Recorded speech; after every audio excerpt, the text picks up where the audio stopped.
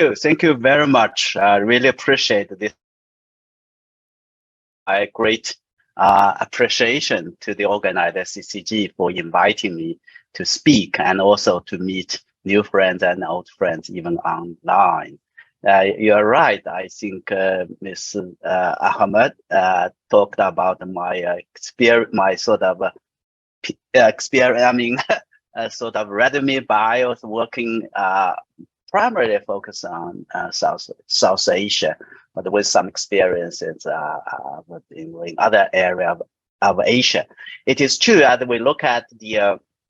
Let me start to make just the three points. First, I think it's true that we're talking about Asian century. I think I would say it's fair to say the Asian century has finally come, but it's the developments we have seen so far.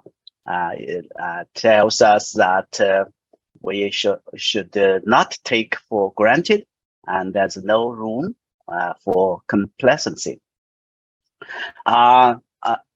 This is obvious. I think while the economic, I think Asia has continued demonstrate its vitality, its potential, its dynamism for development.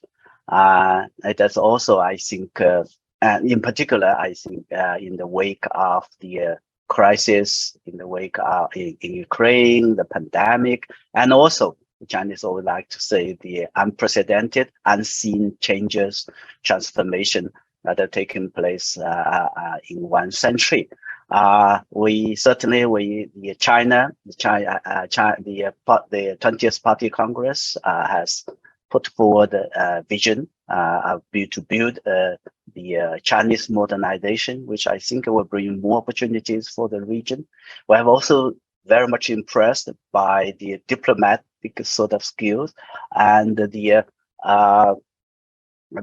capabilities of Asian countries, particularly ASEAN's, the 3 summit meetings, in a way that has now playing a growing role in global regional governance and global governance, transform itself from sort of rule takers to rule makers or agenda takers or agenda setters. These are the very unique and important development. Having said that, which is my second point, is that we have to be also aware there are some signs, some developments that would have to call our attention. And first and foremost, I think there are the 2 contrasting trends in terms of development. One is, as we have seen, continuously, I think Asia has shown a tendency, a habit of cooperation based on mutual understanding, mutual support for win-win cooperation.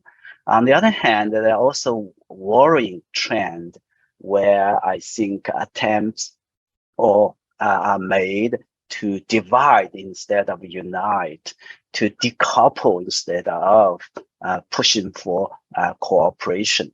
And furthermore, there are some countries in the region and beyond pursue a kind of Indo-Pacific strategy with Cold War sort of colors, if I can say, which if that would be as disturbed, severely the development, the positivity of the region, and run the risk of turning the region in an arena of major country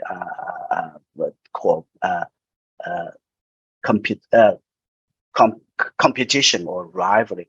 And related to that, I think some countries' region remains very much difficulties in terms of achieving a sustainable development, economic recovery has been uneven, and some regional hotspot issues remain very much contentious and beyond the sort of any realistic solutions in the near future. The last point, some ideas how we can pursue cooperation and collaboration in the region. I think President Xi in his meetings at APEC put forward and initiate the future, very important initiative, and it has to be followed through and implemented with jointly with the support and understanding of the country in the region. First and foremost, I guess we have to work hard to strive for a new kind of thinking, framework of thinking to adapt to the reality that Asia has always been a diverse region, and should strive to work.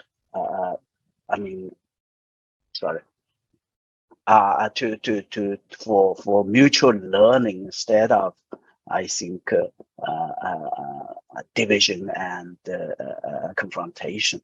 And secondly, efforts should be made to support and strive for a stable major country relationship by taking positive and constructive views about each other's development. And lastly, I think continued efforts should be made to strive for a regional architecture for cooperation by adopting true multilateralism, open regionalism, and in the process of working for post-pandemic recovery in terms of striving more cooperation in the areas of connectivity, high quality connectivity, and stable, resilient supply chains. Excuse me. Working together to pursue energy transition, green transition, digital economy, a lot of things to give more impetus for economic development cooperation. And also, I think working together to have a better dialogue, communication, and a synergy for various development regional initiatives. Some of them are very much, I think, looking at the same things while with different emphasis. I shall stop here. Thank you very much.